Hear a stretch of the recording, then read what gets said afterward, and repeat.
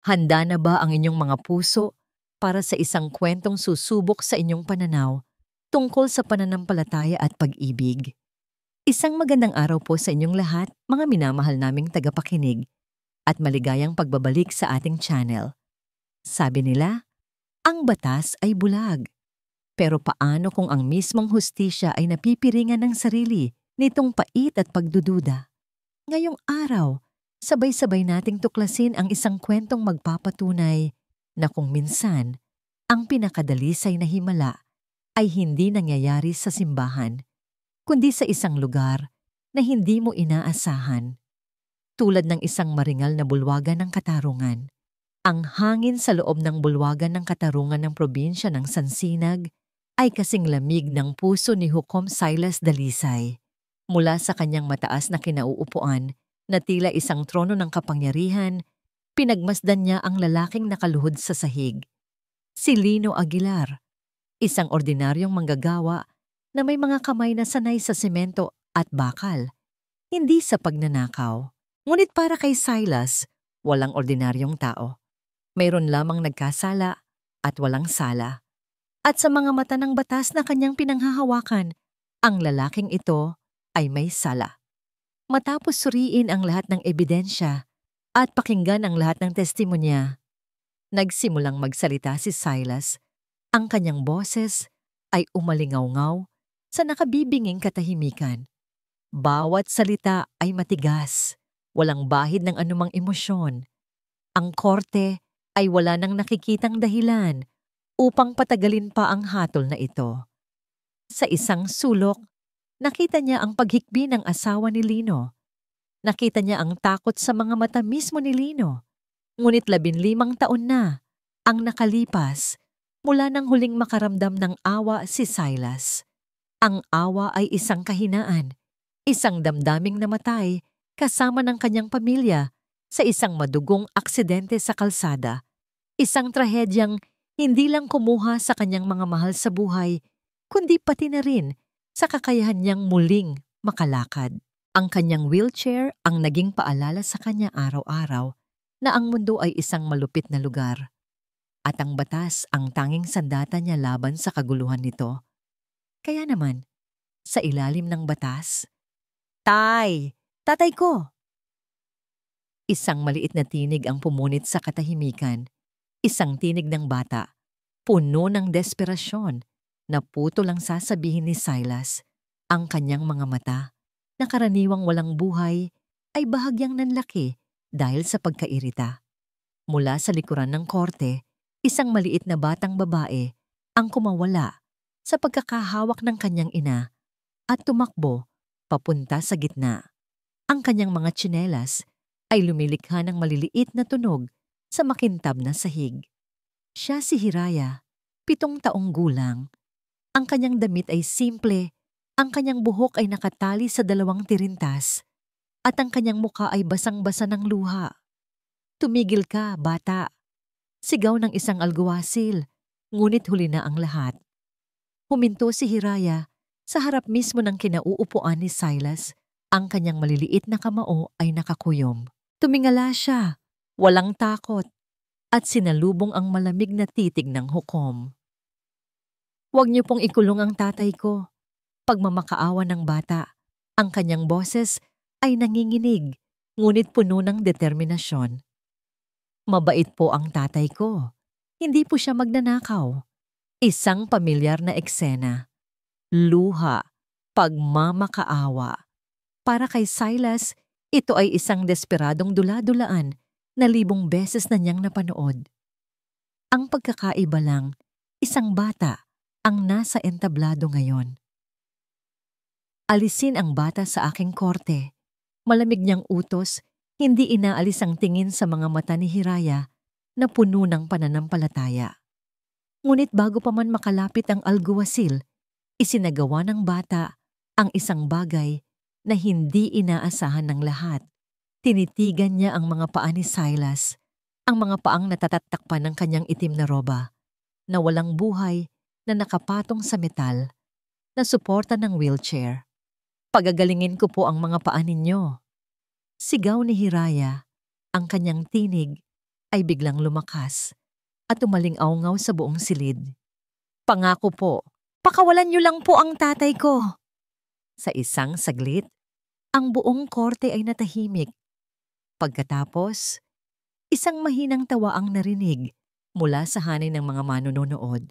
Sinundan ito ng isa pa, hanggang sa ang buong bulwagan ay napuno ng halakhakan at bulungan. Ang abogado ni Don Alejandro Villaroman ay napailing na lamang, isang nangisi ng pang-iinsulto ang gumuhit sa kanyang labi.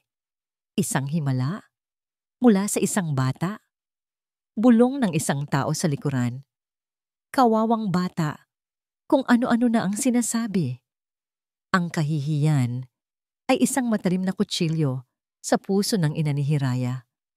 Ngunit ang kahihiyan sa mukha ni Silas ay mabilis na naging purong galit. 15 taon. 15 taon siyang bilanggo sa silyang ito.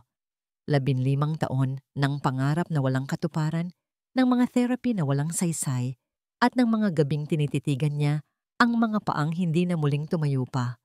At ngayon, isang paslit ang nangangahas na gawing katatawanan ang kanyang trahedya sa harap ng lahat. Sinasabi ko sa'yo, huli na to. Muling nagsalita si Silas.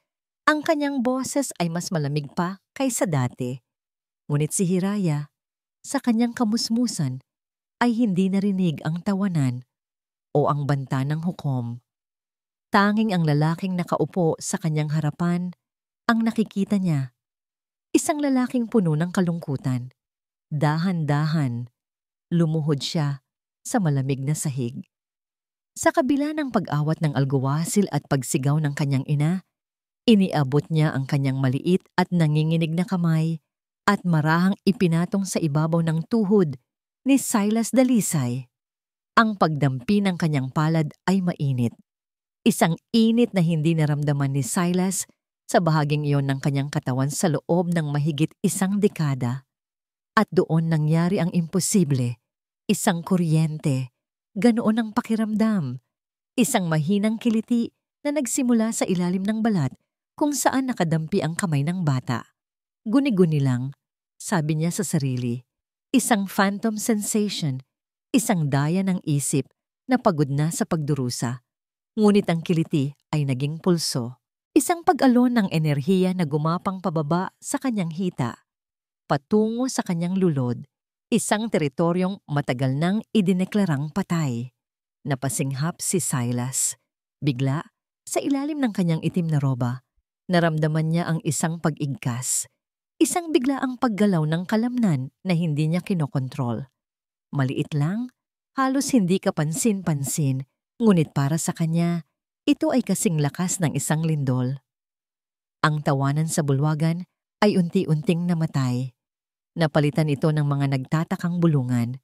Lahat ng mata ay napako kay Hukom Dalisay na ngayon ay nakatulala. Ang muka ay namumutla at ang mga mata ay nanlalaki sa isang emosyong hindi pa nakikita ng sinuman sa kanya. Purong pagkatakot. Hindi pa rin inaalis ng bata ang kanyang kamay.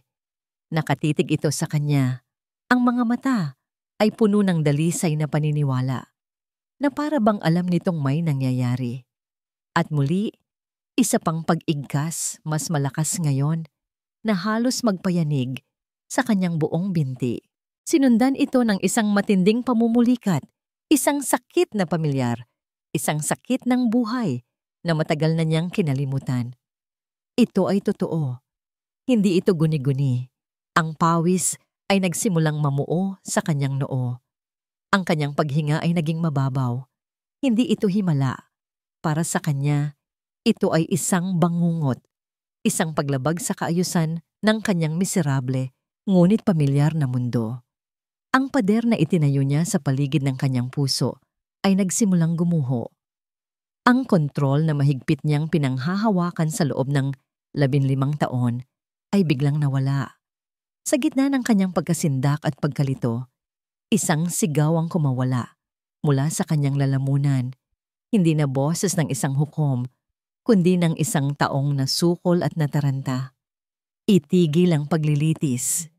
Ang sigaw ay umalingaw-ngaw sa bawat sulok ng silid, pumutol sa huling bulungan at nag-iwan ng isang nakabibinging katahimikan. Ang lahat, mula sa mga abogado hanggang sa mga manonood, ay natigilan.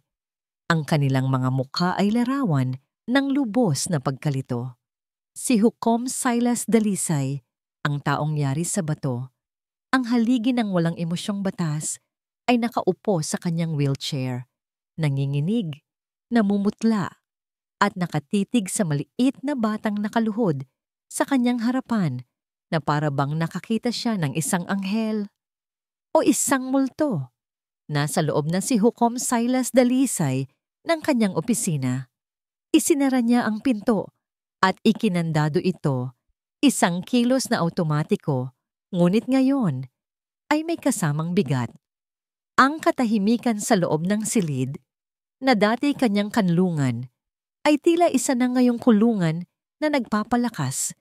Sa aling-awngaw ng kanyang nagwawalang isipan, pinakiramdaman niya ang kanyang sarili. Ang malamig na pawis ay naroon pa rin sa kanyang sentido. Ang kanyang puso ay bumabayo pa rin ng mabilis. Isang taksil na tambol na sumisira sa disiplinang bakal na matagal niyang ipinataw sa sarili. Ngunit higit sa lahat, ang kanyang atensyon ay nakatuon sa ibaba. Sa kanyang mga binti, walang paggalaw, walang buhay, tulad ng dati. Isang mapait na ngiti ang sumilay sa kanyang labi. Guni-guni, iyon lang yon. Isang stress-induced spasm, isang produkto ng pagod at galit, imposibleng may nangyari. Ang mga himala ay para sa mga desperado at mahihina ang isip, hindi para sa mga taong tulad niya na naniniwala lamang sa bigat ng ebidensya at sa lamig ng katotohanan. Sinubukan niyang ibalik ang kanyang kontrol. Iginulong niya ang kanyang wheelchair patungo sa kanyang malaking mesang gawa sa mahogany. Ngunit habang ginagawa niya iyon, naramdaman niya itong muli. Isang mahinang-mahinang kiliti, isang multo ng isang pakiramdam sa kanyang kanang hita na para bang may mga langgam na gumagapang sa ilalim ng kanyang balat. Hindi masakit, hindi nakakagulat, pero naroon. Hindi maikakaila. Huminga siya ng malalim, ipinikit ang kanyang mga mata. Sa isang saglit na kahinaan, isang bagay na hindi niya ginawa sa loob ng maraming taon, sinubukan niyang utusan ang kanyang katawan. Galaw, sabi ng isang desperadong tinig sa kanyang isipan. Kahit isang daliri lang, gumalaw ka. Tinitigan niya ang dulo ng kanyang sapatos sa ilalim ng mesa. Pinakiramdaman. Ipinagdasal sa paraang hindi niya alam na kaya pa pala niya. Ngunit walang nangyari. Ang kanyang mga paa ay nanatiling mga dayuhan sa sarili niyang katawan. Ang tanging sagot sa kanyang tahimik na utos ay ang patuloy na mahinang kiliti. Isang pang-aalipusta sa kanyang kawalan ng kapangyarihan. Ang pakiramdam na yon, ang biglaang pagyanig, ang kawalan ng kontrol, ay naghatid sa kanya pabalik. Sa isang iglap, wala na siya sa kanyang tahimik na opisina. Nasa loob na siya muli ng isang nagkuyumpisang bakal, ang amoy ng gasolina, at dugo ay nanunuot sa hangin. Ang huling sigaw ng kanyang asawa, ang pag-iyak ng kanyang 5 taong gulang na anak, ang nakabibinging tunog ng nagkikiskisang metal bago lamunin ng dilim ang lahat. Iyon ang huling pagkakataon na naramdaman niyang may buhay ang kanyang mga binti. At ngayon, pagkatapos ng 15 taon, ang multo ng pakiramdam na yon ay bumalik dahil sa pagdampi ng isang bata. Hindi maaari, bulong niya sa sarili. Binubuksan ng kanyang mga mata, ang alaala ay nag-iwan ng panibagong patong ng pawis sa kanyang noo. Kailangan niya ng isang lohikal na paliwanag. Kung hindi medikal, kung hindi pisikal, dapat ay may ibang dahilan. Ang kaso ni Lino Aguilar. Doon nagsimula ang lahat. Iyon ang tanging variable. Iyon ang susi. Mabilis na para bang hinahabol ng isang bagay na hindi nakikita, iginulong niya ang kanyang wheelchair patungo sa isang cabinet na puno ng mga folder. Hinanap niya ang pangalan, Aguilar, Lino. Hinablot niya ang makapal na folder at inilapag sa kanyang mesa na may malakas na kalabog. Binuklat niya ang mga pahina. Ang kanyang mga mata ay mabilis na nagbasa. Police report, mga testimonya ng saksi, listahan ng mga ninakaw na gamit mula sa construction site ng Villaroman. Habang nagbabasa siya, isang kakaibang pakiramdam ang nagsimulang mabuo sa kanyang isipan. Ang kaso ay masyadong malinis, masyadong perpekto.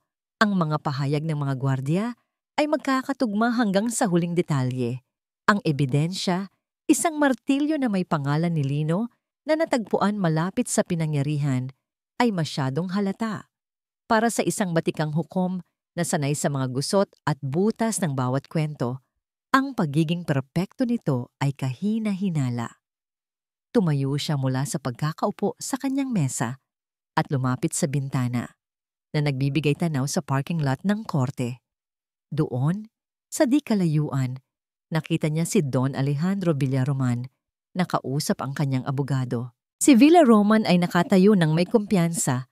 Ang kanyang mamahaling suit ay hindi nalulukot. Isang ngiti ang nasa kanyang mga labi.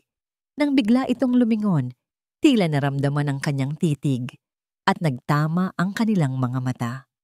Itinaas ni Villaroman ang kanyang baba bilang isang magalang ngunit mayabang na pagbati bago tumalikod at sumakay sa kanyang makintab na itim na kotse. Isang kaba ang gumapang sa dibdib ni Silas. Ang tingin na iyon ay hindi tingin ng isang biktima. Iyon ay tingin ng isang taong may kontrol. Bumalik si Silas sa kanyang mesa, mas determinado ngayon. Hindi na niya hinahanap ang katotohanan tungkol sa kanyang mga binti. Hinahanap niya ang kasinungalingan sa loob ng folder na ito. Muli niyang binasa ang mga dokumento. Mas mabagal ngayon, bawat salita, bawat bantas.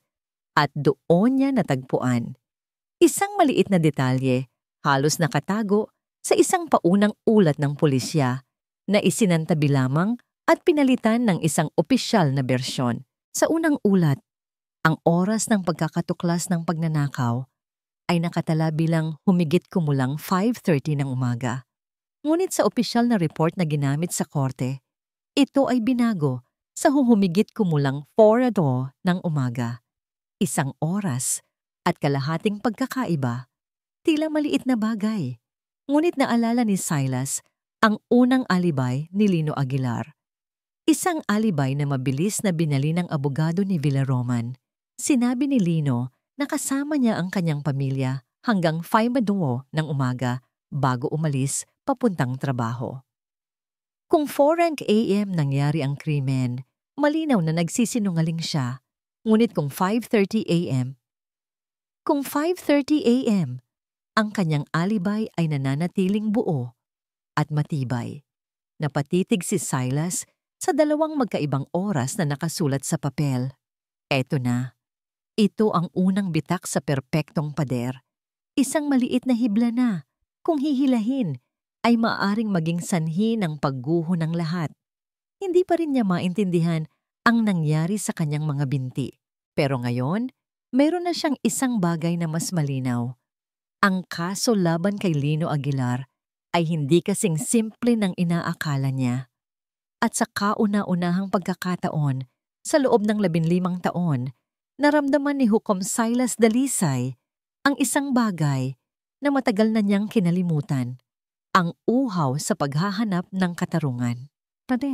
Para kay Hiraya Aguilar, ang mundo ay muling nabuo sa isang yakap. Nang bumukas ang malaking bakal na pinto ng kulungan at inililuwa nito ang kanyang ama, ang lahat ng kulay abong takot sa kanyang puso ay biglang napalitan ng liwanag. Si Lino Aguilar ay mas payat. May mga anino ng pagod sa ilalim ng kanyang mga mata. Ngunit nang makita niya ang kanyang munting anak, isang ngiti ang sumilay sa kanyang labi. Isang ngiting kayang magpaliwanag sa pinakamadilim na gabi. Tatay! Sigaw ni Hiraya at tumakbo siya ng buong bilis. Naramdaman niya ang pag-angat ng kanyang katawan mula sa lupa habang sinalo siya ng malalakas na bisig ng kanyang ama. Ibinagsak niya ang kanyang mukha sa leeg nito. Nilalanghap ang pamilyar na amoy ni Lino, isang pinaghalong pawis, sikat ng araw, at ang simpleng pagiging tatay. Naramdaman niya ang magaspang na balat sa pisngi nito nang ito'y humalik sa kanya. Sa sandaling iyon, buo na ulit ang kanilang pamilya. Ligtas na sila. Anak ko, bulong ni Lino. Ang kanyang boses ay garalgal dahil sa pigil na emosyon. Miss na miss ka ni tatay. Ang kanilang munting tahanan sa bayan ng Pag-asa ay hindi kailanman naging ganoon kasaya. Ang bahay na yari sa kahoy ay simple lang. Ngunit ngayong gabi, ang iisang bumbilya na nakasabit sa kisame ay tila kasing liwanag ng isang marangyang chandelier. Ang amoy ng mainit na sinigang na niluluto ng kanyang ina ay pumuno sa bawat sulok. Isang halimuyak ng pagbabalik at pag-asa. Sa hapagkainan, nakaupo si Hiraya sa kandungan ng kanyang ama habang sinusubuan siya nito ng kanin at sabaw. Ang bawat subo ay tila isang selebrasyon. Kumusta ka naman sa kulungan, Lino? Tanong ng kanyang ina. Si Althea, na may pag-aalala pa ring bakas sa kanyang mga mata. Ngumiti lang si Lino at hinaplos ang buhok ni Hiraya. Huwag na nating pag-usapan yon. Ang mahalaga, kasama ko na kayo ngayon. Ayaw niyang dungisan ang kanilang munting paraiso ng mga kwento mula sa impyerno. Sa halip, ibinaling niya ang kanyang buong atensyon sa kanyang anak. Ikaw, munting anghel ko, sabi niya. Narinig ko ang ginawa mo sa korte. Napakatapang mong bata. Ngumiti ng malapad si Hiraya. Sabi ko naman po sa inyo, tatay, nangako po ako kay Judge Silas at tinupad niya po ang usapan. Para sa kanya, simple lang ang lahat. Isang pangako kapalit ng isa pa. Isang gawa ng kabutihan na sinuklian ng kabutihan. Hindi niya nakita ang pag-aalala sa pagitan ng kanyang mga magulang. Ang katotohanang pansamantala lamang ang kalayaan ng kanyang ama, na ang kaso ay sinusuri pa rin. Ang tanging alam niya ay nagtiwala siya at ang kanyang tiwala ay nagbunga. Pagkatapos ng hapunan, habang hinuhugasan ng kanyang ina ang mga plato, dinala ni Lino si Hiraya sa kanilang maliit na sala at ikinuwento siya ng isang fairy tale. Isang kwento tungkol sa isang munting alitaptap na sa kabila ng kaliitan ng kanyang ilaw ay nagawang gabayan ang isang nawawalang hari pabalik sa kanyang kastilyo. Nakikita mo, anak, pagtatapos ni Lino sa kanyang kwento, hindi mahalaga kung gaano kakaliit. Ang mahalaga ay kung gaano kalaki ang liwanag na kaya mong ibigay. Nang gabing iyon, bago matulog, lumuhod si Hiraya sa tabi ng kanyang maliit na higaan. Pinagdikit niya ang kanyang mga palad at ipinikit ang kanyang mga mata. Sa halip na humingi pa ng kahit ano, isang pasasalamat at isang panalangin para sa iba ang kanyang sinambit. Dear God, bulong niya sa hangin, maraming salamat po at pinauwi niyo na po ang tatay ko. At sana po, huminto siya sandali, inaalala ang malungkot na mga mata ng hukom. Ang mga matang yon na kahit galit ay may bahid ng matinding kalungkutan. Sana po gumaling na si Judge Silas para po hindi na siya malungkot. Matapos ang kanyang panalangin, humiga na siya.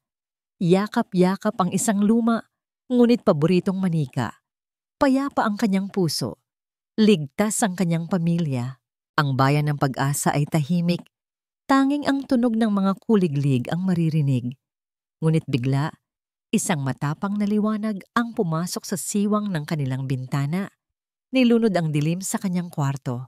Sinundan ito ng ugong ng isang makinang hindi pamilyar sa kanilang lugar. Isang ugong na mayaman at makapangyarihan. Dahan-dahan, bumangon si Hiraya at sumilip sa bintana. Sa labas ng kanilang maliit at tila babasaging bahay, isang malaki at makintab na itim na kotse ang nakaparada. Ang mga headlight nito ay nakatutok mismo sa kanilang pinto, na para bang mga mata ng isang dambuhalang hayop na handang manila. Bumukas ang pinto ng kotse at dalawang matangkad na lalaki na nakasuot ng itim na suit ang lumabas. Hindi niya makita ang kanilang mga mukha, tanging ang kanilang mga anino na humaba sa ilalim ng nakakasilaw na ilaw. Dala nila ang lamig at panganib, isang mensaheng hindi pa naihahatid ngunit nararamdaman na sa hangin. Ang munting alitaptap ay nagbigay ng liwanag, ngunit sa labas, isang mas malaki at mas madilim na anino ang nagsimulang gumapang. Ang pagitan ng oras sa dalawang police report ay isang maliit na butas lamang, ngunit para kay Hukom Silas Dalisay, ito ay isang siwang na nagpapakita ng isang malawak na kadiliman sa likod nito. Ang kaso ni Lino Aguilar ay hindi na lamang isang simpleng kaso ng pagnanakaw. Ito ay naging isang personal na obsesyon. Ang kiliti sa kanyang mga binti ay naroon pa rin. Isang banayad, ngunit palagi ang paalala na ang lahat ng ito ay nagsimula sa pagdampi ng kamay ng isang bata at sa pag-amin ng isang kasalanang tila hindi naganap. Kinabukasan, bago pa man sumikat ang araw, gumawa si Silas ng isang bagay na hindi niya ginawa sa loob ng 15 taon. Lumabas siya ng korte hindi bilang isang hukom, kundi bilang isang investigador. Pinag-drive niya ang kanyang espesyal na sasakyan patungo sa construction site ng Villaroman. Ang lugar ay tahimik pa. Ang mga kalansay ng hindi pa tapos na gusali ay tila mga higanteng nakatunghay sa kanya sa malamig na liwanag ng umaga. Ang amoy ng basang semento at kinakalawang na bakal ay nanunuot sa hangin. Maingat niyang iginulong ang kanyang wheelchair sa maputik na daan. Ang kanyang mga mata ay sinusuri ang bawat sulok. Doon niya nakita ang mga security camera, eksakto sa mga lokasyong nakasaad sa ulat ng pulisya. Ngunit si Silas ay isang taong sanay sa detalye. Lumapit siya sa pader kung saan nakakabit ang isa sa mga kamera. At doon niya nakita ang kanyang hinahanap. May 2 butas na tinakpan ng sariwang masilya. Halos 1 pulgada ang layo mula sa kasalukuyang kinakabitan ng kamera. Sa kabilang poste, mayroon ding bakas, isang bahagyang pagkakaiba sa kulay ng pintura na naguhugis parisukat kung saan malamang na dating nakalagay ang bus ng isa pang kamera. Ang mga kamera ay inilipat. Hindi ito aksidente, ito ay sinadya. Ang orihinal na posisyon ng mga kamera ay marahil nakatutok sa isang lugar na makakapagpatunay na walang kasalanan si Lino.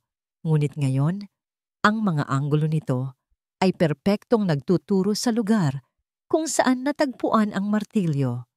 Isang perpektong palabas, isang perpektong patibong. Sa kanyang pagbabalik sa opisina, ang kanyang determinasyon ay mas matibay pa kaysa sa bakal ng kanyang wheelchair.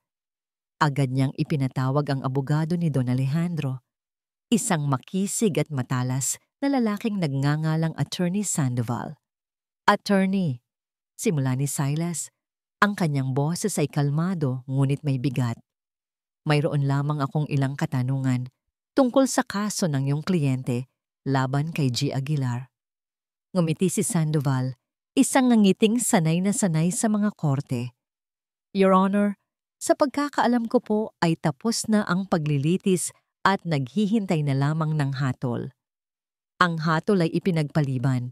Maikling sagot ni Silas, inilapag ang kopya ng 2 police report sa mesa. At gusto kong malaman kung bakit may 2 magkaibang oras na nakatala sa ulat na ito. Isang pagkakamali na nagbago sa buong takbo ng depensa ni G. Aguilar. Ang ngiti ni Sandoval ay hindi nawala, ngunit ang kanyang mga mata ay bahagyang nanigas. Isang simpleng clerical error, Your Honor. Nangyayari po iyan. Itinama lamang ng mga pulis sa pinal na ulat. Isang clerical error na pabor sa iyong kliyente. Giit ni Silas, ang kanyang titig ay hindi bumibitaw. At isang clerical error na sinabayan pa ng paglipat ng posisyon ng mga security camera sa mismong construction site. Doon, sa isang iglap, nawala ang kumpiyansa sa mukha ni Sandoval, ngunit mabilis niya itong ibinalik. Wala po akong alam sa sinasabi ninyo, Hukom. Marahil ay dapat ninyong tanungin ang security team ng Villa Roman Construction. Ang aming focus ay sa krimen na naganap. Sinusubukan nitong ilihis ang usapan, ngunit para kay Silas, ang pag-iwas nito ay isang pag-amin na. Kinagabihan, hindi makatulog si Silas. Ang pag-uusap nila ni Sandoval, ang mga butas sa pader, ang mukha ng batang si Hiraya, lahat ay naglalaro sa kanyang isipan. Sa kanyang pagod, dinala siya ng antok sa isang lugar na matagal na niyang iniiwasan, ang bangungot ng kanyang nakaraan. Muli, naroon siya. Pasahero sa sarili niyang kotse, ang kanyang asawang si Elena ay tahimik na naghuhum ng isang kanta habang umuulan sa labas. Ang kanilang anak na si Marco ay natutulog sa likod. Nakita niyang muli ang mukha ni Elena. Nakangiti, lumingon sa kanya. Silas, mahal. At pagkatapos, ang nakakasilaw na ilaw. Isang malaking truck ang sumasalpok sa kanila. Ngunit sa pagkakataong ito, sa bangungot na ito, mayroong bago.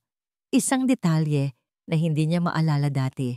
Bago ang pagbangga, sa loob ng truck, sa tabi ng driver, may isa pang tao, isang anino. At narinig niya ang isang sigaw mula aroon. Hindi sigaw ng driver, kundi sigaw ng pasahero. Isang boses ng isang kabataang lalaki, sumisigaw sa takot.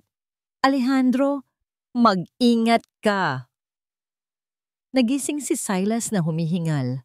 Ang pangalang iyon ay umuulit sa kanyang isipan, Alejandro. Nataranta siya sa biglaang tunog. Gabi na. Sino ang tatawag sa kanyang pribadong linya? Nanginginig ang kamay na inabot niya ang telepono sa tabi ng kanyang kama. Hello? Sagot niya. Ang kanyang bose ay paos. Sa kabilang linya, tanging ang tunog ng mabilis na paghinga ang kanyang narinig. Pagkatapos, isang nanginginig, halos pabulong na boses ng isang lalaki. Hukom dalisay. Sino to? Tanong ni Silas, biglang alerto.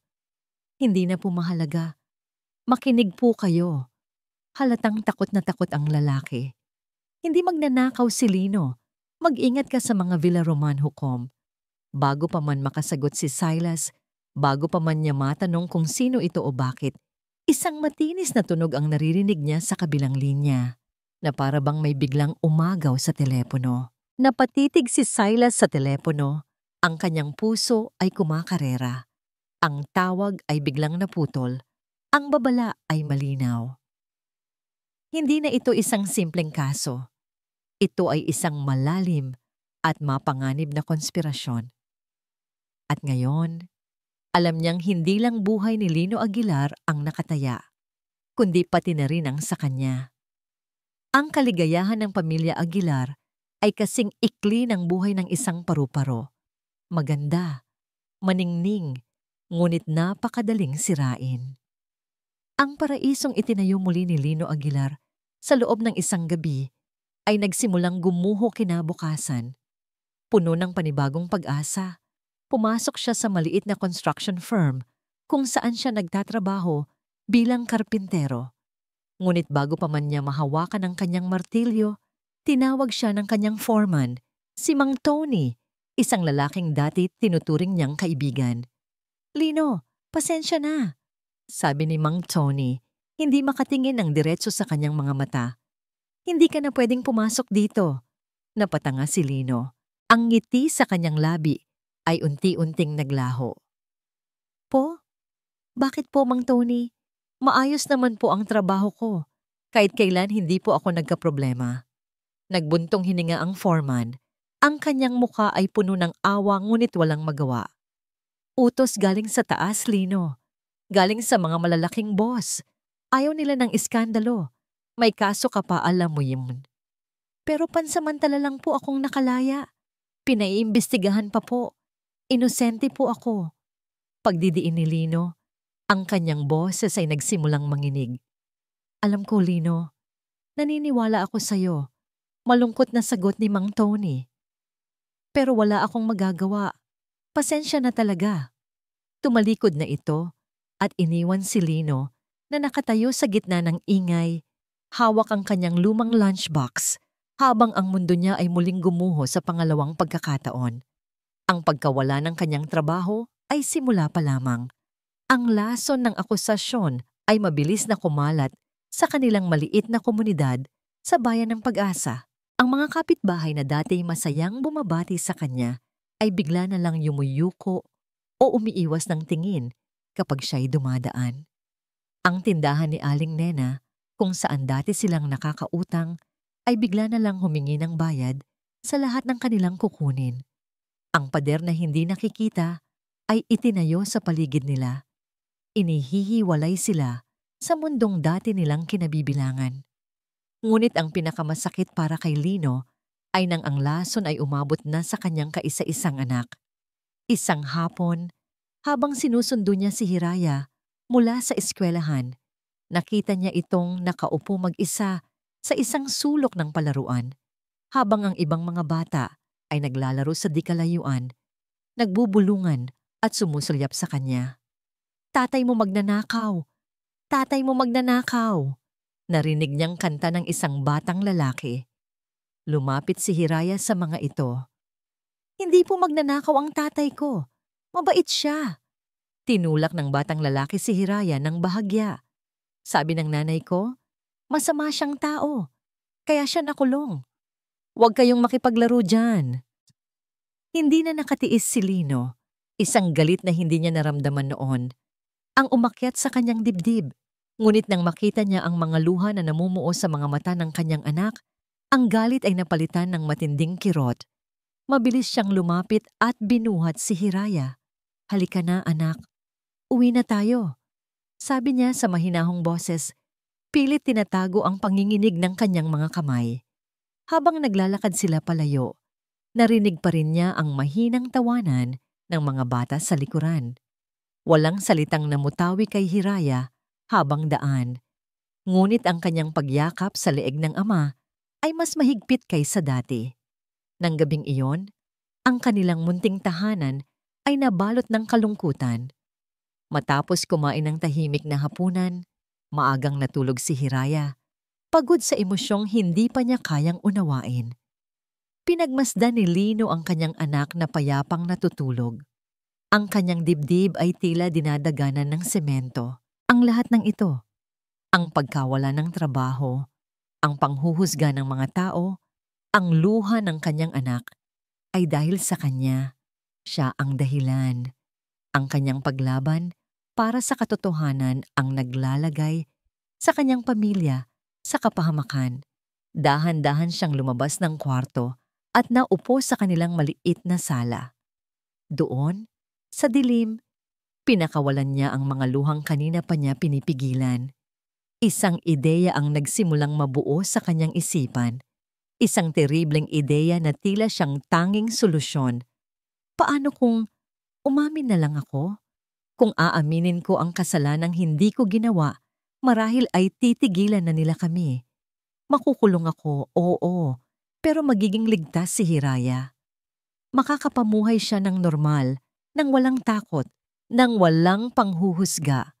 Ang pag-iisip na yon ay isang kutsilyong sumaksak sa kanyang kaluluwa, ngunit tila ito na lamang ang paraan upang protektahan ang kanyang anghel. Ang kanyang kalayaan, kapalit ng kapayapaan ng kanyang anak. Kinabukasan, nagising siya bago pa man tumilaok ang mga manok. Ang kanyang desisyon ay halos buo na. Pupunta siya sa abogado niya. Aaminin na niya ang lahat. Wawakasan na niya ang paghihirap na ito. Binuksan niya ang kanilang pinto upang damhin ang malamig na hangin ng umaga. Ngunit isang bagay sa sahig ng kanilang balkonahe ang pumukaw sa kanyang atensyon. Isang maitim na bagay. Nang lumapit siya, isang amoy ng pagkabulok ang sumalubong sa kanya. Ito ay isang patay na daga. Napaatras si Lino, ang kanyang sikmura ay biglang bumaliktad. At sa tabi ng walang buhay na hayop, May isang maliit na piraso ng papel na nakatupi. Nanginginig ang kamay na dinampot niya ito.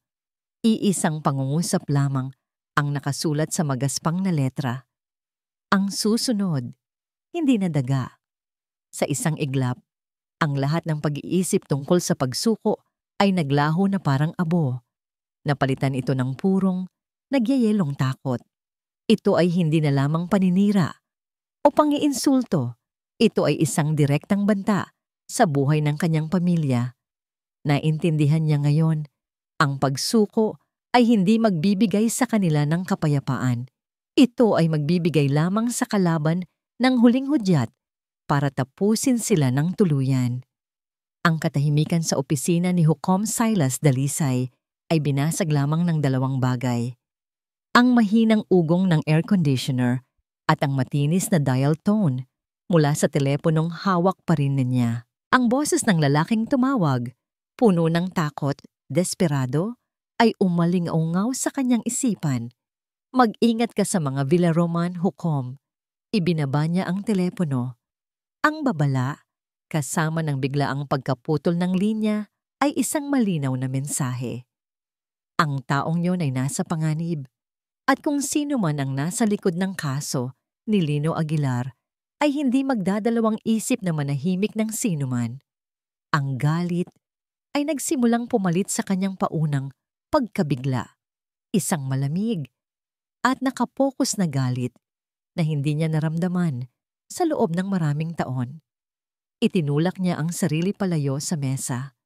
Ang kanyang isipan ay kumikilos ng mas mabilis kaysa sa mga gulong ng kanyang wheelchair. Ang kaso ni Lino, ang pagbabago sa police report, ang paglipat sa mga kamera, at ngayon, ang tawag na ito. Lahat ay nagtuturo sa iisang direksyon, sa makapangyarihang anino ng mga Villaroman. Ngunit kailangan niya ng patunay. Isang bagay na matibay, isang bagay na hindi maitatanggi. Sa gitna ng kanyang pag-iisip, muli niyang naramdaman ang pamilyar na kiliti sa kanyang mga binti. Ngunit sa pagkakataong ito, may kasama itong kakaibang init. Tila ba ang galit na dumadaloy sa kanyang mga ugat ay naghahanap ng paraan upang makalabas. Nagigising sa mga natutulog na nerbiyos. Tumingin siya sa kanyang mga paa. Mga paa na sumisimbolo sa kanyang pagkatalo, sa kanyang pagiging bilanggo. Ngunit ngayon, sa kauna-unahang pagkakataon, hindi niya nakita ang mga ito bilang isang kahinaan, kundi bilang isang hamon. Ang pananampalataya ng isang bata ang gumising sa kanila. Marahil, ang paghahanap niya ng katarungan para sa pamilya ng batang iyon ang siyang tuluyang magpapatayo sa kanya. Isang desisyon ang nabuo sa kanyang isipan. Isang bagay na matagal na niyang isinuko. Hating gabi na, walang tao sa buong gusali. Gamit ang kanyang mga braso na naging malakas sa loob ng 15 taon ng pag-asa sa mga ito, maingat niyang inilipat ang sarili mula sa wheelchair papunta sa sahig. Humiga siya sa malamig na tiles, humihingal, at sinimulan ang mga lumang physical therapy exercises na itinuro sa kanya, mga ehersisyong matagal na niyang tinalikuran dahil sa kawalan ng pag-asa. Pinilit niyang i-flex ang kanyang mga kalamnan sa hita. Pawis ang namuo sa kanyang noo dahil sa hirap. Sa una walang nangyari, ngunit hindi siya sumuko. Inalala niya ang mukha ni Hiraya, ang takot sa boses ng tumawag, ang kayabangan sa mukha ni Don Alejandro. At pagkatapos, isang himala, isang bahagyang pag-igkas, isang paggalaw na kontrolado niya. Puno ng panibagong lakas, gumapang siya papunta sa kanyang mesa. Humawak siya ng mahigpit sa matigas na kahoy. Gamit ang lahat ng natitirang lakas sa kanyang mga braso at ang bagong gising na determinasyon sa kanyang mga binti, sinubukan niyang itayo ang kanyang sarili. Ang kanyang mga binti ay nanginginig na parang dahon. Ang sakit ay tila tumutusok sa bawat himaymay ng kanyang kalamnan. Ngunit hindi niya ito ininda. Sa wakas, pagkatapos ng ilang pagsubok, nagawa niya. Nakatayo siya, kahit nakahawak sa mesa, kahit nanginginig ang buong katawan, Kahit tumatagal lamang ng ilang segundo, nakatayo siya. Isang tagumpay na mas matamis pa sa anumang hatol na ibinigay niya sa kanyang korte. Napakawalan niya ang isang sigaw, hindi sigaw ng sakit, kundi ng tagumpay. Bago bumagsak pabalik sa sahig, pagod ngunit may ngiti sa kanyang labi. Ang paghahanap ng katarungan para kay Lino ay ang kanyang sariling landas patungo sa paggaling. Kinabukasan, ipinatawag niya ang kanyang pinagkakatiwalaang assistant, isang matandang lalaki na nagngangalang Ramon, na kasama na niya mula pa noong bago ang aksidente. Ramon, sabi ni Silas, ang kanyang boses ay seryoso. May kailangan akong ipahanap sa'yo. Ano po iyon, Hukom? Magalang na tanong ni Ramon. Napansin ang kakaibang determinasyon sa mga mata ng kanyang amo. Hanapin mo sa archives ang file ng kaso ng aksidente ko. 15 taon na ang nakalipas. Natigilan si Ramon. Hukom, sigurado po ba kayo? Matagal na po ninyong isinara ang kasong yan sa isip ninyo. Alam ng lahat kung gaano kasensitibo ang paksang yon para kay Silas. Gawin mo na lang ang sinabi ko, Ramon. Mahinahong utos ni Silas. Sa kanyang mesa, may isang maliit na picture frame na laging nakatalikod sa kanya. Ngayon, sa kauna-unahang pagkakataon, sa loob ng maraming taon, kinuha niya ito at iniharap sa sarili. Ito ay isang larawan ng kanyang asawang si Elena, tumatawa, at ang kanilang anak na si Marco na may tsokolate pa sa gilid ng bibig. Dati, ang pagtingin sa larawang ito ay nagdudulot ng matinding kirot at pagsisisi. Ngunit ngayon, habang tinititigan niya ang kanilang mga nakangiting mukha, hindi na lang sakit ang kanyang naramdaman, kundi isang nag-aalab na determinasyon. Hindi na lang niya sila iniiyakan, ipaglalaban na niya sila. Ilang oras ang lumipas, bumalik si Ramon. Tulak-tulak ang isang maliit na cart. Sa ibabaw nito ay isang luma at maalikabok na karton na may markang Dalisay S. Vehicular Accident, Case Closed. Heto na po, Hukom, sabi ni Ramon. Inilapag ang kahon sa mesa ni Silas na may kasamang malakas na kalabog. Nang umalis na si Ramon, naiwan si Silas na nakatitig sa kahon. Ang kahong ito ay isang libingan ng kanyang nakaraan. Dahan-dahan, nanginginig ang kamay. Binuksan niya ito. Ang amoy ng lumang papel ay sumalubong sa kanya. Sa ibabaw ng lahat ay isang malaking brown envelope na naglalaman ng mga litrato mula sa crime scene. Kinuha niya ito at inilabas ang mga makapal na litrato. Ang unang larawan ay nagpabalik sa lahat ng sakit.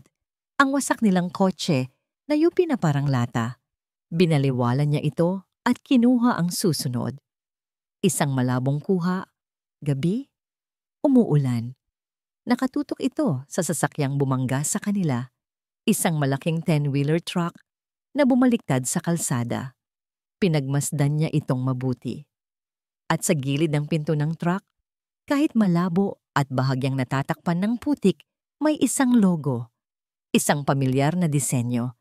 Isang pangalan na paulit-ulit na tumatakbo sa kanyang isipan nitong mga nakaraang araw. Kinailangan niyang ipikit at imulat ang kanyang mga mata para makasiguro, ngunit hindi siya nagkakamali. Ang logo ay isang bilog na may letrang V sa gitna. Sa ilalim nito, ang mga salita, bagamat kupas na, ay nababasa pa rin, Villa Roman Construction. Villa Roman Construction. Ang dalawang salitang yun ay tila isang laso na dahan-dahang gumapang mula sa litrato. Umakyat sa mga daliri ni Silas at kumalat sa buong sistema niya. Ang hangin sa kanyang baga ay biglang naubos. Ang kanyang opisina, na dati isang malawak na espasyo ng kapangyarihan, ay biglang kumitid at naging isang kabaong. Nanginginig ang kanyang mga kamay. Hindi dahil sa kahinaan, kundi sa isang matinding enerhiya na biglang dumaloy sa kanyang katawan. Isang pag-aalsa ng mga alaala at emosyon na matagal na niyang ibinaon. Ang larawan sa kanyang kamay ay hindi na lamang isang piraso ng ebidensya. Ito ay naging isang bintana sa pinakamadilim na gabi ng kanyang buhay. Hindi sapat. Kailangan pa niya na para bang sinasapian, hinablot niya ang iba pang mga dokumento mula sa kahon. Binuklat niya ang mga opisyal na ulat ng pulisya. Ang kanyang mga mata ay mabilis na naglalakbay sa mga formal at walang buhay na salita. Investigation ongoing. Driver of the 10-wheeler truck fled the scene. Identity unknown. Presumed to be a case of reckless imprudence. Isang pader. Isang kasinungalingan na maingat na itinayo. Lahat ay malinis, opisyal, at sarado. Ngunit hindi siya tumigil. Sa ilalim ng mga makakapal na folder, mayroon pang isa, mas manipis, na may markang Field Notes Unofficial. Ito ang mga paunang tala ng mga investigador. Ang mga hilaw na impormasyon bago ito salain at gawing opisyal na ulat. Binuklat niya ito. Mga pangalan, mga sukat, mga sketch ng pinangyarihan, hanggang sa narating niya ang isang listahan. Mga taong nasa lugar nang dumating ang mga responders, mga pangalan ng pulis, bumbero, at iilang mga kuryosong residente. At sa dulo ng listahan, may isang entry na halos hindi na niya napansin. Saksi. Witness. Alejandro Villaroman, edad 19. Alejandro. Ang pangalan ay tumama sa kanya na parang isang bala. Ang pangalan mula sa kanyang bangungot. Ang pangalan na isinigaw sa gitna ng kadiliman. Sa isang iglap, ang opisina ay naglaho. Ang tunog ng aircon ay napalitan ng malakas na patak ng ulan. Ang amoy ng lumang papel ay naging amoy ng basang kalsada at nasusunog na makina. Nasa loob na naman siya ng kotse. Nakikita niya ang nangiti ng kanyang asawang si Elena. Naririnig ang mahina nitong pag-hum ng kanilang paboritong kanta. Sa likod, ang mahinang paghinga ng kanilang anak na si Marco. Silas, mahal. Pagkatapos, ang mga ilaw. Dalawang nagngangalit na mata ng isang halimaw na bakal ang sumusugod sa kanila. Ngunit sa pagkakataong ito, ang ulap sa kanyang alaala ay nahawi. Nakita niya ang loob ng truck. Nakita niya ang dalawang tao. Isang mas matandang lalaki sa manibela, ang mukha ay larawan ng purong takot. At sa tabi nito, isang bata-bata pa, payat na tinedyer na may mga matang ng lalaki sa sindak. Isang tinedyer na may mukha ni Alejandro Villaroman. Alejandro, hindi ko na mapigil! Sigaw ng driver. Ang boses ng batang Alejandro ay narinig niya, hindi bilang isang multo sa panaginip, kundi bilang isang malinaw at matalim na alaala.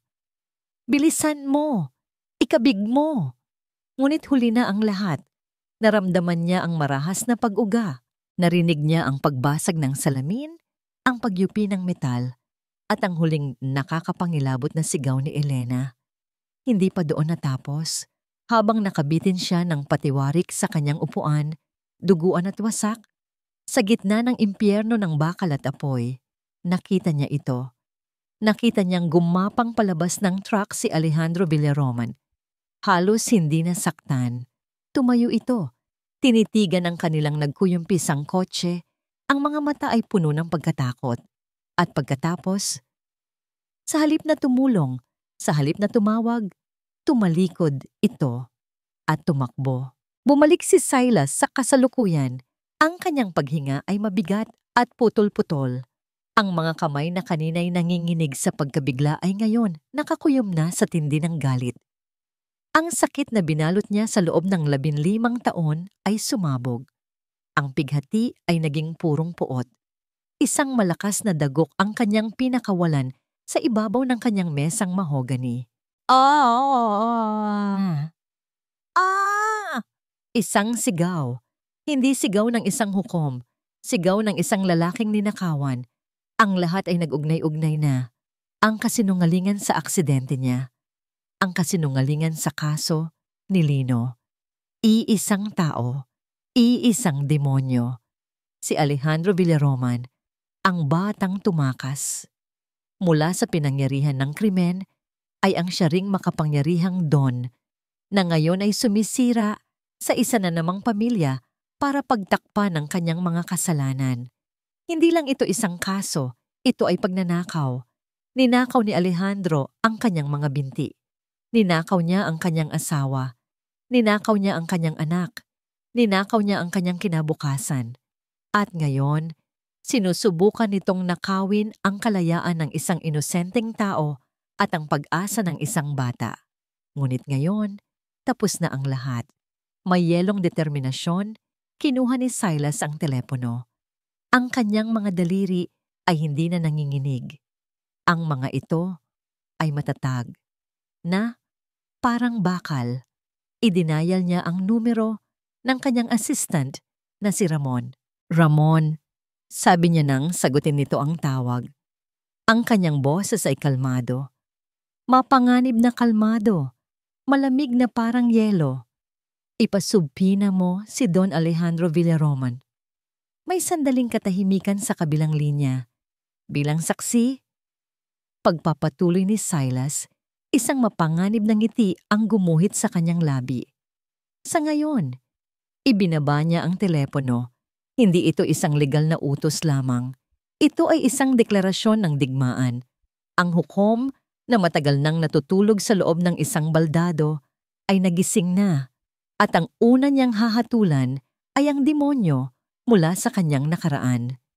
Pumasok si Don Alejandro Villaroman sa opisina ni Hukom Silas Dalisay na may ngiti sa kanyang labi. Isang nangiting sanay na magtago ng mga lihim at magpakita ng kapangyarihan. Ang kanyang mamahaling suit ay walang gusot. Ang kanyang buhok ay maayos na nakasgel. At ang amoy ng kanyang pabango ay tila gustong sakupin ang buong silid. Para sa kanya, ang subpina na ito ay isang abala lamang. Isang pagpapapansin mula sa isang baldado at sa wimpalad na hukom. Isang problemang madaling ayusin ng pera. Nakita niya si Silas sa likod ng malaking mesa nito, tahimik, nakaupo sa kanyang wheelchair. Isang anino lamang ng dating makapangyarihang tao. Naramdaman ni Alejandro ang isang pamilyar na pag-angat ng kanyang kumpiyansa. Hukom Dalisay, bati niya. Ang kanyang boses ay malambing, ngunit may bahid ng pagmamaliit. Nakatanggap ako ng iyong paanyaya. Isang sorpresa, aaminin ko. Ano ang maitutulong ko sa'yo? Hindi agad sumagot si Silas. Tinitigan lamang niya si Alejandro. Ang kanyang mga mata ay kalmado, ngunit tila tumatagos hanggang sa kaluluwa. Ang katahimikan ay humaba at sa unang pagkakataon, naramdaman ni Alejandro ang isang bahagyang kaba. Ang lalaking nasa harap niya ay hindi mukhang desperado. Mukha itong isang mangangasong naghihintay sa tamang sandali. Umupo ka doon, Alejandro. Sa wakas ay sabi ni Silas, ang kanyang boses ay walang emosyon. Sumunod si Alejandro, umupo sa silyang nasa harap ng mesa. Kung ito ay tungkol sa kaso ni Aguilar, pagsisimula niya, siguro ay meron tayong hindi pagkakaunawaan. Isang hamak na magnanakaw lang naman siya. Maari nating tapusin ang lahat ng ito nang mabilis at tahimik. Dahan-dahan, kinuha ni Alejandro ang kanyang checkbook at isang gintong pluma mula sa loob ng kanyang coat. Inilapag niya ito sa mesa na may banayad na kalansing, isang kilos na mas malakas pa sa anumang salita. Sabihin mo lang ang presyo, Hukom, para sa iyong oras, para sa iyong pagod, para sa iyong kapayapaan. Sa halip na magalit, isang bagay na hindi inaasahan ni Alejandro ang nangyari. Isang mahinang tawa ang kumawala sa mga labi ni Silas. Hindi ito tawa ng katuwaan, kundi tawa ng isang taong nakakita na sa pinakamalalim na bahagi ng impyerno. Kapayapaan, tanong ni Silas. Isang bagay na matagal mo nang kinuha sa akin. Paano mo mababayaran ng isang bagay na wala na? Biglang nagbago ang hangin sa silid. Ang nangiti sa mukha ni Alejandro ay nanigas. Hindi ko alam ang sinasabi mo. Depensa niya. Talaga ba? Tanong ni Silas. Bahagyang inilapit ang kanyang wheelchair sa mesa. 15 taon na ang nakalipas. Isang gabi ng Biyernes, umuulan ng malakas sa kahabaan ng National Highway. Isang 10-wheeler truck mula sa Villa Roman Construction ang nawalan ng kontrol. Bawat salita ni Silas ay isang patak ng asido sa balat ni Alejandro. Ang kulay sa kanyang muka ay unti-unting nawala. Ang kanyang paghinga ay nagsimulang bumigat. Ang lalaking ito, alam niya, isang tinedyer na duwag ang tumakbo mula sa pinangyarihan at iniwan ang isang pamilya upang mamatay. Pagtatapos ni Silas, ang kanyang boses ay isa ng pabulong na kulog. Isang aksidente iyon! Sigaw ni Alejandro. Hindi na napigilan ang sarili. Ang kanyang maskara ng pagiging kalmado ay nabasag. Walang may gusto sa nangyari. Isang aksidente na pinagtakpan mo. Giit ni Silas, ang kanyang mga mata ay nag-aapoy na ngayon. Tulad ng sinusubukan mong pagtakpan ng krimen na ibinibintang mo kay Lino Aguilar. Iisang laro. Don Alejandro, iisang duwag na tumatakbo pa rin matapos ang 15 taon. Tumayo si Alejandro, ang kanyang mga kamao ay nakakuyom. Ang takot sa kanyang mga mata ay napalitan ng galit ng isang hayop na nasukol. Kung hindi gagana ang pera, marahil ay gagana ang takot. Mag-ingat ka sa iyong mga salita. Hukom, banta niya. Ang kanyang boses ay mababa at mapanganib. Maraming maaaring mangyari. Isang inosenteng tao tulad ni Lino Aguilar. Isang magandang bata na naghihintay sa kanya. Isang anghel na maliit. Ang pagbanggit kay Hiraya ay ang huling linya. Ngunit sa halip na matakot, isang kakaibang kapayapaan ang bumalot kay Silas. Tinitigan niya si Alejandro, hindi mula sa isang wheelchair, kundi mula sa isang taas na hindi kayang abutin ng kapangyarihan o pera. Maaring kinuha mo ang aking mga paa, Don Alejandro, sabi ni Silas. Ang kanyang boses ay matatag at puno ng bigat. Maaring kinuha mo ang aking pamilya, pero hindi mo makukuha ang aking kaluluwa at hinding-hindi mo makukuha ang isa pang pamilya habang ako ay nabubuhay. Napatitig si Alejandro kay Silas. Nakita niya ito. Ang kawalan ng takot, ang hindi matitinag na determinasyon. Alam niyang tapos na ang usapan. Talo na siya sa digmaang ito ng mga salita. Tumalikod siya ng walang paalam at mabilis na lumabas ng opisina.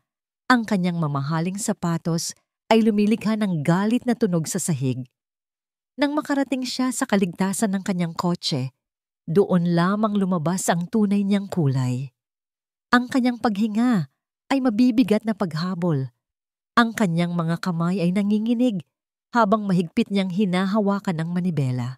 Ang takot na itinago niya sa loob ng 15 taon ay isa na ngayong halimaw na handang lamunin siya ng buo.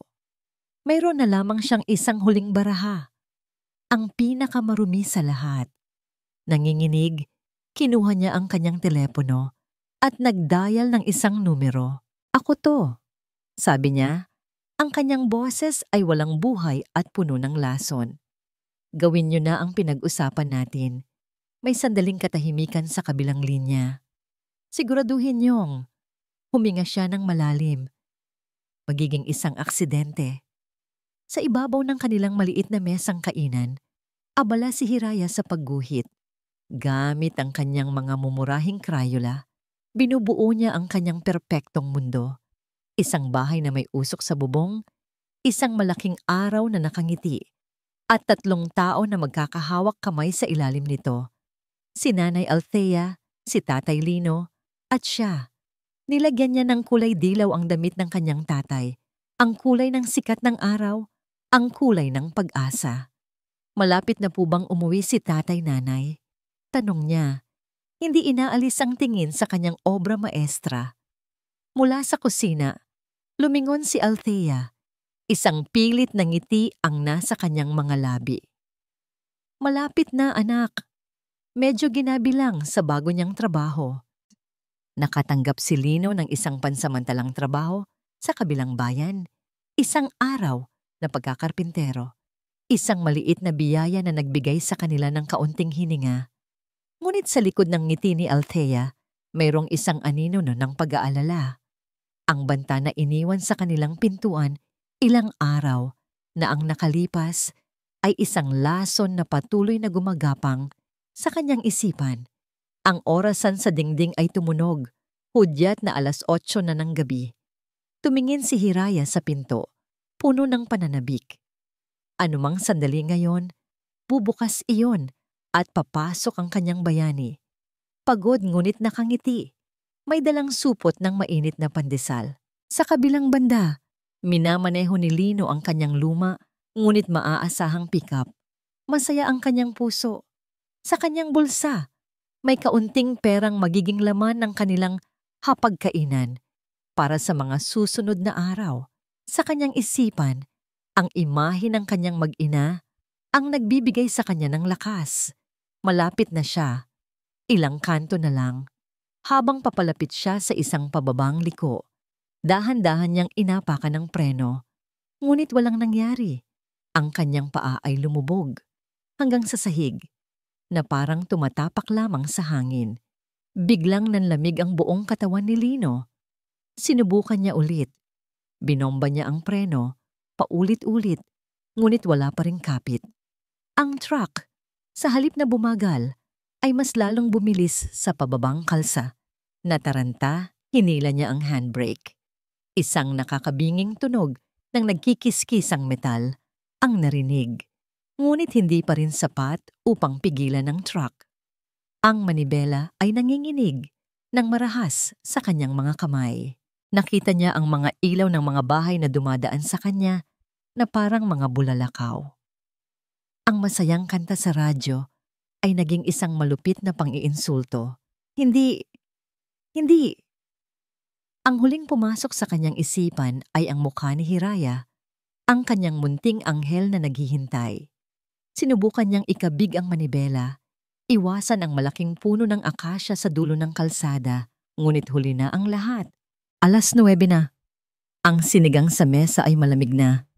Ang drawing ni Hiraya ay tapos na. Ngunit ang dilaw na damit ng kanyang ama ay tila nawalan ng ningning. Ang pananabik sa kanyang mga mata ay napalitan na ng pag-aalala. Bigla, ang katahimikan ay pinunit ng matinis na tunog ng kanilang telepono. Napatalon sa gulat si Althea. Mabilis niya itong sinagot. Ang kanyang puso ay biglang kumabog ng malakas. Hello? Lino? Ikaw ba yan? Isang boses ng lalaki. Formal at puno ng pag-iingat. Ang sumagot mula sa kabilang linya.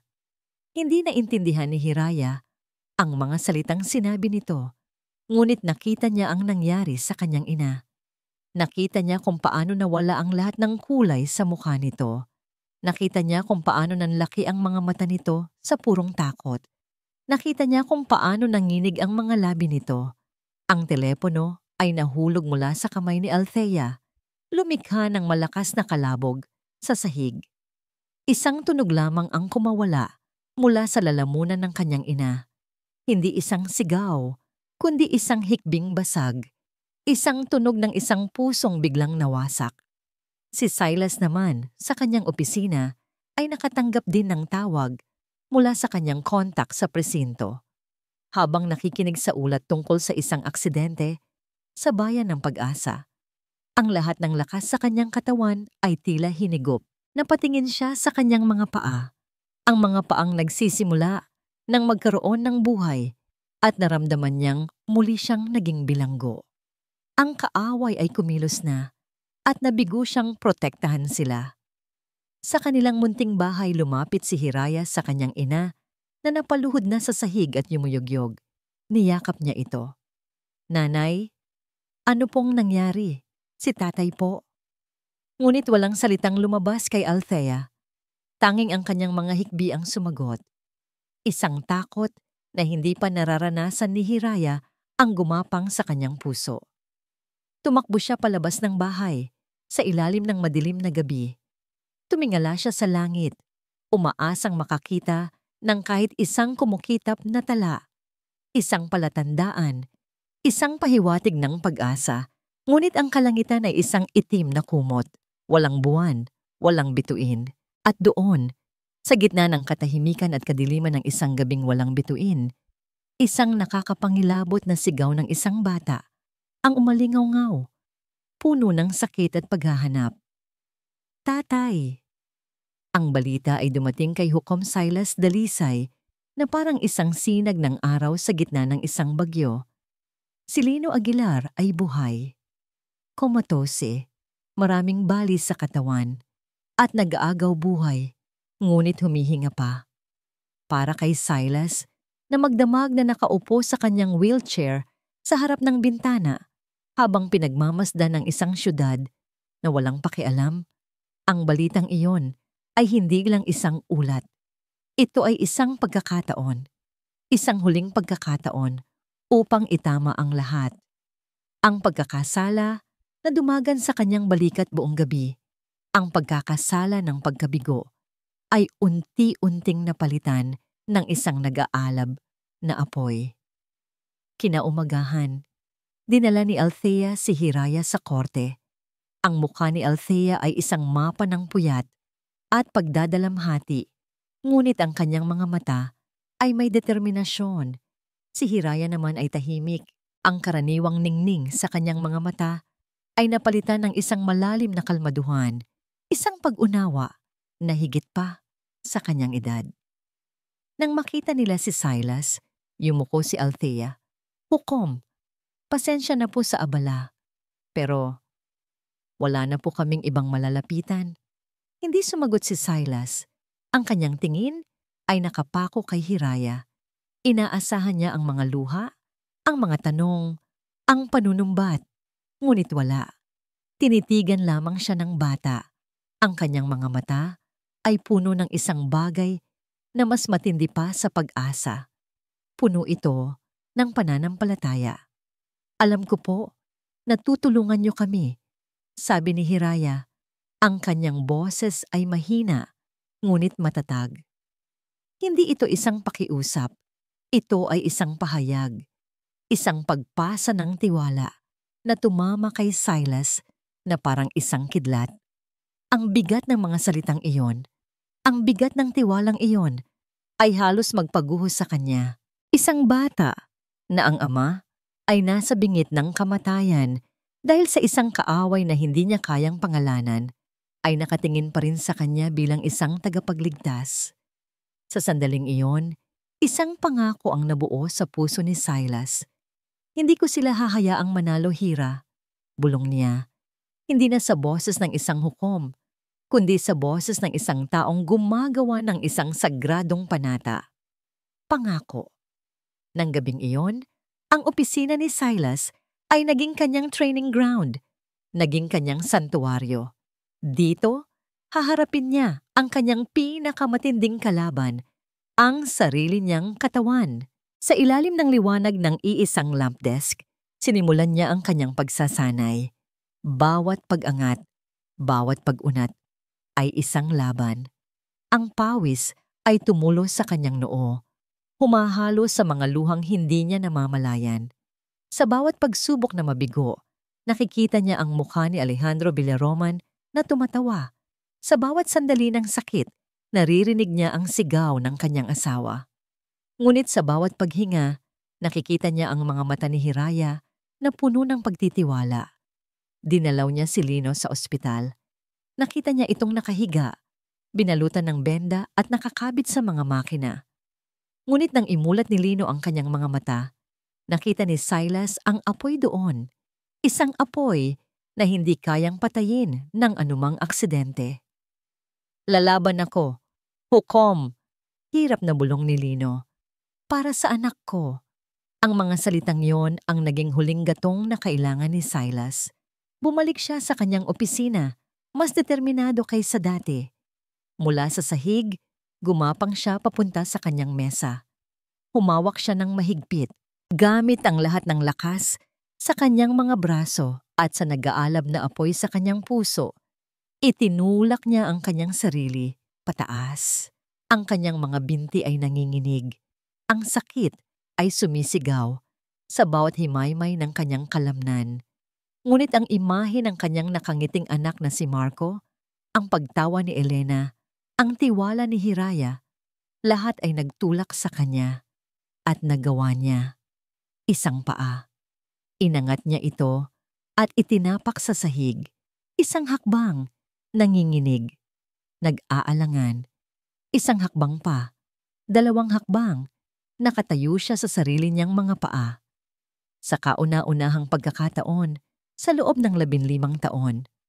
Pawisan, humihingal, at nasa bingit ng pagbagsak, ngunit nakatayo. Isang ngiti ng tagumpay at sakit ang gumuhit sa kanyang labi. Pagkatapos ay bumagsak siya, ngunit hindi ito isang pagkatalo. Ito ay isang muling pagsilang. Kinabukasan, handa na siya. Kinuha niya ang telepono, ang kanyang boses ay kalmado at matalim na parang patalim. "I-anunsyo mo?" Utos niya sa kanyang registrar. Ang paglilitis sa kaso ni Lino Aguilar ay muling bubuksan bukas ng umaga. Mayroon tayong isang sorpresang testigo. Sa kanyang mansyon, natanggap ni Don Alejandro Villaroman ang balita. Tumawa lamang siya. Isang halakhak na puno ng kayabangan. Sorpresang testigo? Sabi niya sa kanyang abogado. Anong gagawin ng isang baldado? Hayaan mo siyang magwala. Ito na ang kanyang huling hininga. Para sa kanya, tapos na ang laro. Nanalo na siya. Ang bulwagan ng katarungan ay hindi pa kailanman naging ganito kapuno.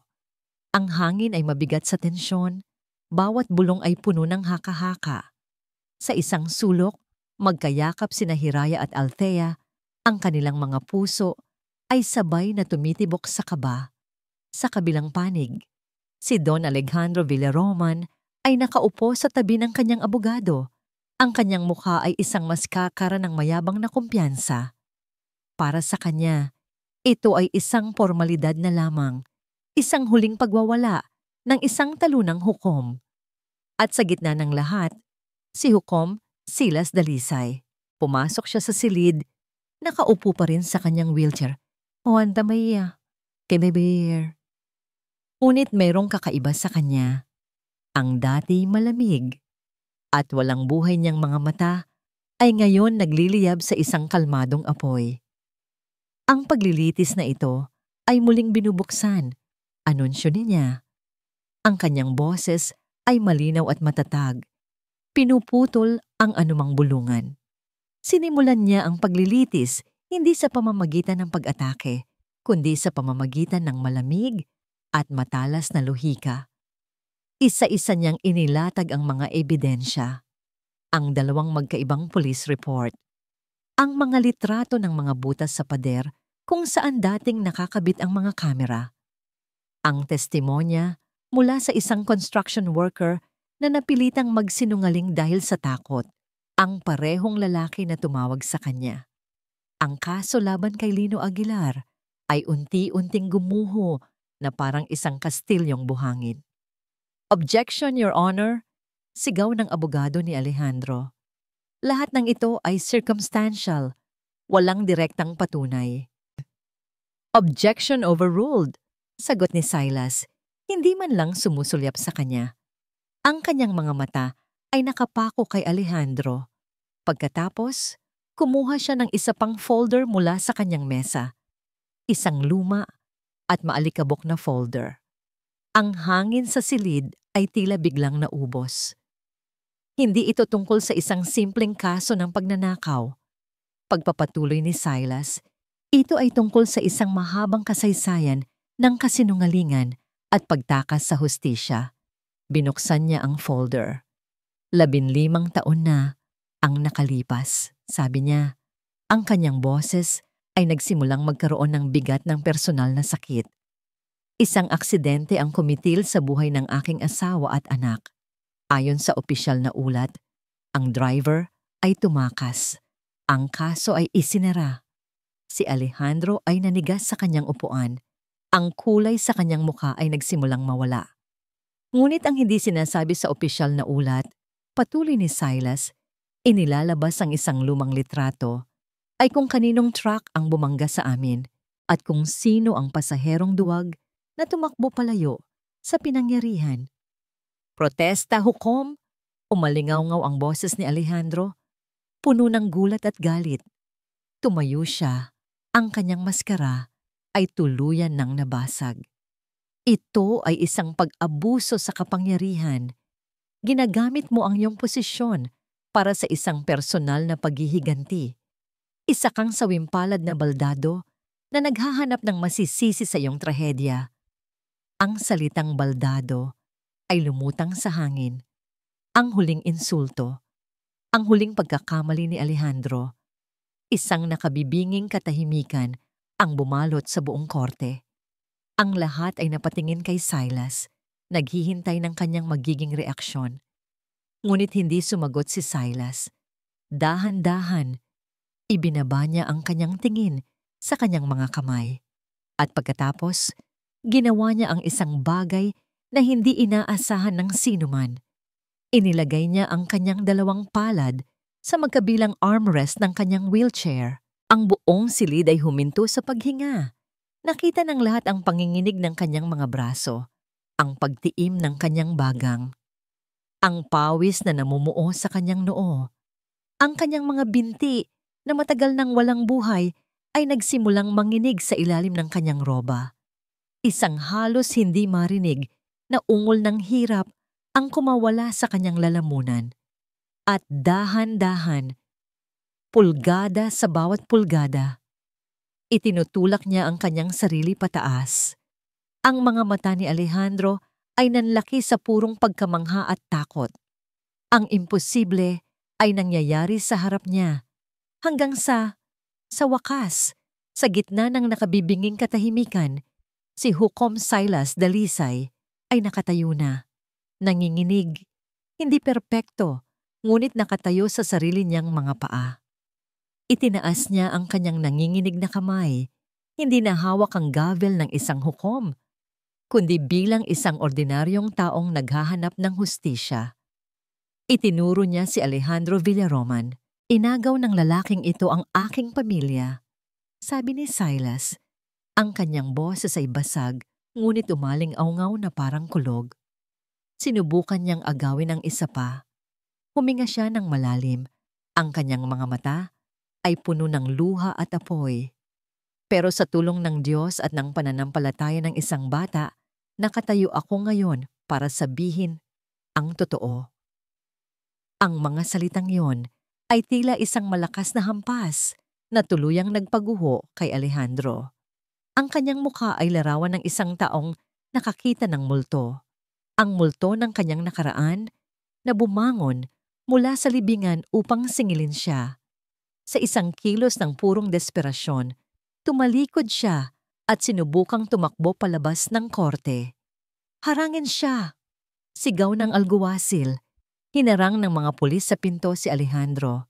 Ang kanyang pagtakas ay tapos na. At ang katahimikan sa korte ay sumabog.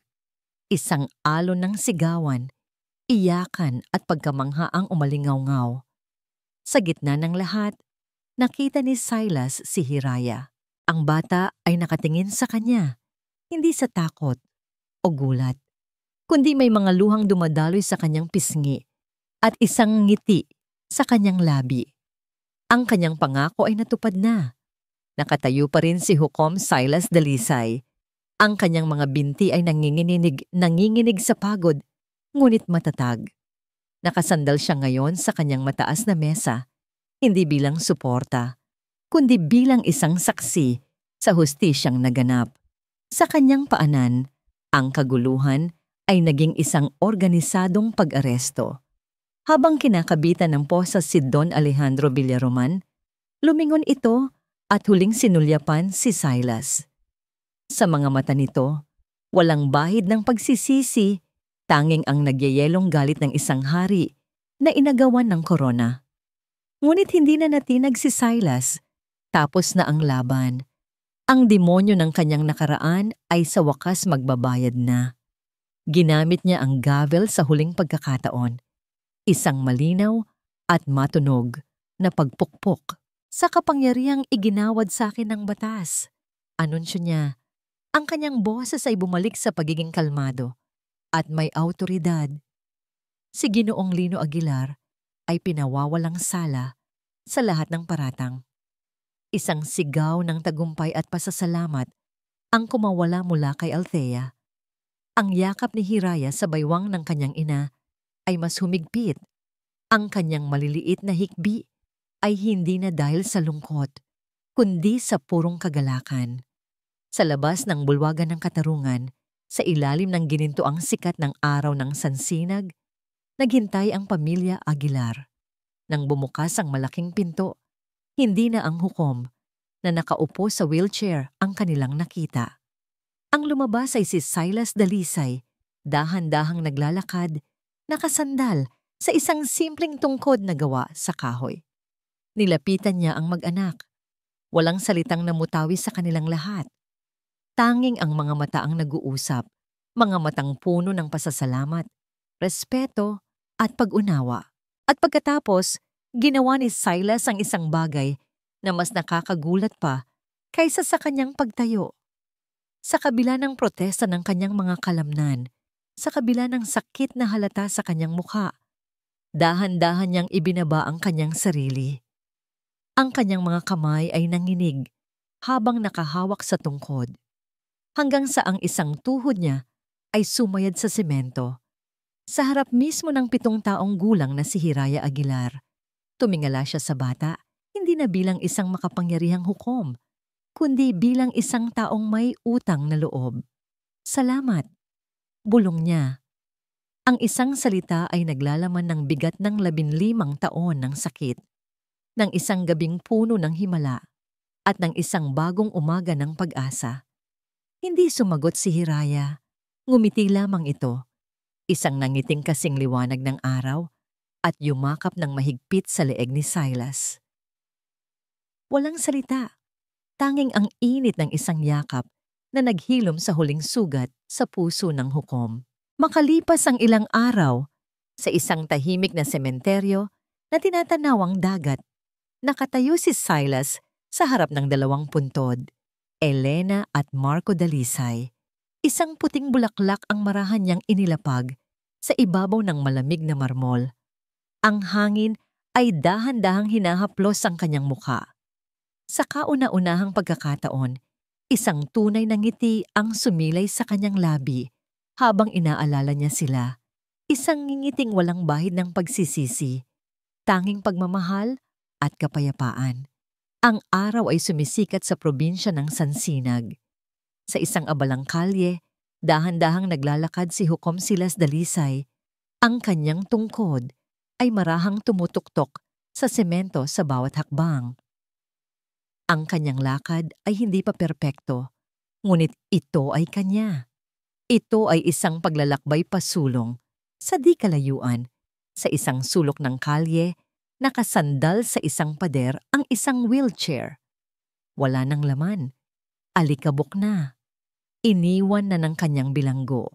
At dito po nagtatapos ang kwento ng isang pamilyang sinubok ng tadhana at ng isang himalang isinilang mula sa pinakadalisay na pag-asa. Mula po sa kaibuturan ng aking puso, maraming salamat sa inyong walang sawang pagsubaybay at sa pagsama ninyo sa amin sa bawat kabanata ng paglalakbay na ito. Hindi niyo po maitatanong, maging ako ay dinala ng agos ng mga damdamin ni Hiraya, Lino, at Hukom Silas. Habang isinusulat ko ang bawat salita, ramdam na ramdam ko ang bigat ng bawat pagsubok na kanilang hinarap at ang tamis ng bawat tagumpay na kanilang nakamit. Ang kwentong ito ay isang paalala sa ating lahat na kahit sa pinakamadilim na gabi, mayroong isang bituin ng pag-asa na laging sisilay.